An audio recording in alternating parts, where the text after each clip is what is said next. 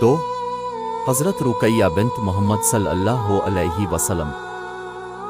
बिसत से 7 साल कबल हज़रत रुकैया की विलादत मक्का में हुई। हज़रत खदीजा अकबर और हज़रत मोहम्मद बिन अब्दुल्ला की दूसरी साहिबजादी थी। ये हज़रत ज़ैनब से 3 साल छोटी थी। हज़रत रुकैया का पहला निकाह बचपन ही में हुजूर सल्लल्लाहु अलैहि वसल्लम के चचा अबू लहब के लड़के अक़बा से हो चुका था। जब आप मसनद नबुव्वत पर फाइज हुए तो अबू लहब ने आपकी और दीन इस्लाम की मुखालफत की और दुश्मनी में बहुत आगे तक बढ़ गया। तो अल्लाह ताला ने सूरत लेब नाजिल फरमाई जिसमें अबू लहब और उसकी बीवी की मजम्मत की गई है। इस पर इसने अपने बेटों से कहा, तुम दोनों अपनी बीवियों को तलाक दो, और उन्होंने ऐसा कर दिया चूंकि अभी तक रुखसती ना हुई थी। इस वाक़या के चंद ही रोज़ बाद हज़रत उस्मान बिन अफ़ान ने इस्लाम कबूल किया और यूं अल्लाह ताला ने एक बहुत ही साले और मुखैर नौजवान को हज़रत रुकैया के रिश्ता के लिए चुन लिया। और इस तरह हज़रत उस्मान बिन अफ़ान हुजूर सल्लल्लाहु अलैहि वसल्लम की दीमादी में आ गए और हज़रत रुकैया शादी के बाद हज़रत उस्मान के घर रुखसत हुई। जब मक्का में कुफ़ार ने मुसलमानों का दायरा हयात तंग कर दिया तो हुजूर सल्लल्लाहु अलैहि वसल्लम ने हज़रत उस्मान और हज़रत रुकैया को हबशा की तरफ हिजरत कर जाने की इजाज़त फरमाई और फरमाया कि हज़रत इब्राहीम अलैहि अस्सलाम और हज़रत लूत अलैहि अस्सलाम के बाद उस्मान और हज़रत रुकैया का पहला शादीशुदा जोड़ा है जिन्होंने अल्लाह की राह में हिजरत की है। कुछ अरसा वहाँ रहे, फिर एक अफवाह थी कि मुसलमानों और काफिरों का कोई समझौता हुआ है और अब मक्का में अमन है। इस अफवाह पर अब दोनों वापस तशरीफ ले आए, मगर मक्का में अभी तक कुफ़ार का जुल्म जोरों पर था। गरज हज़रत उस्मान बिन अफ़ान और हज़रत रुकैया दोबारा हिजरत करके हबशा चले गए। जब हुजूर सल्लल्लाहु अलैहि वसल्लम मक्का से मदीना हिजरत कर गए और भी मुसलमान इक्का दुक्का आपकी तकलीब में मदिया तशरीफ ले गए तो हज़रत उस्मान भी अपनी बीवी के साथ मदीना हिजरत कर आए।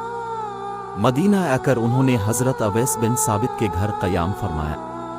2 अजर में हज़रत रुकैया मोज़ी चीचक में मुब्तला हुई और इन ग़ज़वा बदर के रोज़ वफ़ात पा गईं। हुजूर सल्लल्लाहु अलैहि वसल्लम ने पहले ही हज़रत उस्मान को उनकी तीमारदारी के लिए जिहाद से रोक दिया था, इसलिए हज़रत उस्मान ग़ज़वा बदर में शरीक न हो सके थे।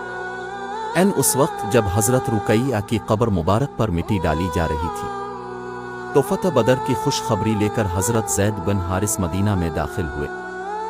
हुजूर सल्लल्लाहु अलैहि वसल्लम को बेटी की वफ़ात की खबर पहुंची तो बहुत मग़मूम हुए और आंखों से आंसू जारी हो गए। हज़रत उस्मान का उनके बतन से एक बेटा अब्दुल्ला पैदा हुआ। इन दोनों का जोड़ा बेमिसाल था। उनके बाहम खुशगवार ताल्लुकात की बिना पर अरब में मसल मशहूर थी। हज़रत रुकैया और हज़रत उस्मान से बेहतर मियाँ बीवी किसी इंसान ने नहीं देखी। हज़रत उम्मे कलसूम बिन्त मोहम्मद सल्लल्लाहु अलैहि वसल्लम बिसत से 6 साल कबल मगर हज़रत रुकैया से 1 साल बाद मक्का मुअज़्ज़मा में पैदा हुई।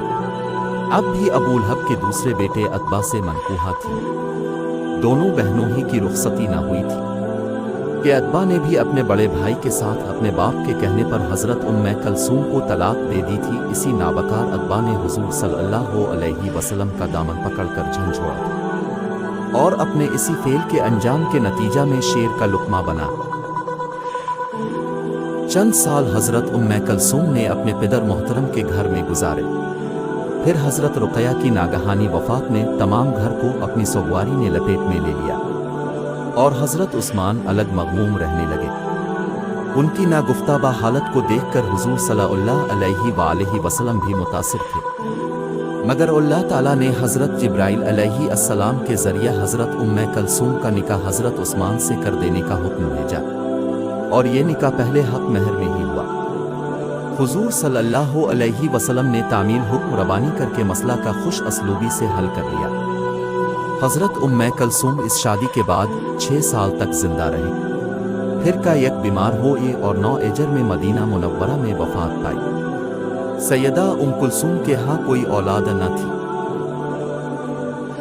हज़रत सफ़िया बिन्त अब्दुल मतलब حضرت عطیہ اور حضرت اسما بنت امیس نے مل کر غسل دیا اور حضور صلی اللہ علیہ وسلم نے اپنی ردا کفن پر اوڑھائی اور با نفس نفیس نماز جنازہ پڑھائی حضرت علی بن ابی طالب، حضرت ابو طلحہ، حضرت اسامہ بن زید اور حضرت فضل بن عباس بن عبد المطلب قبر میں اترے اور سیدہ جنت البقیع میں مدفون ہوئی۔